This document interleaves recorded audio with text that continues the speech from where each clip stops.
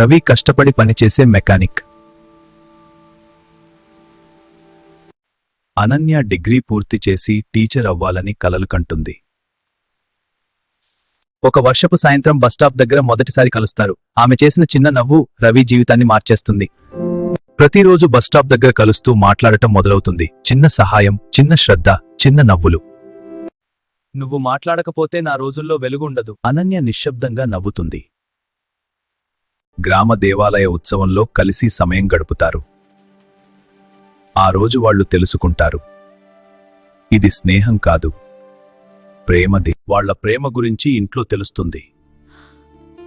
కాని వారు వేర్వేరు జాతుల కుటుంబ. ఈ పెళ్లి జరగదు.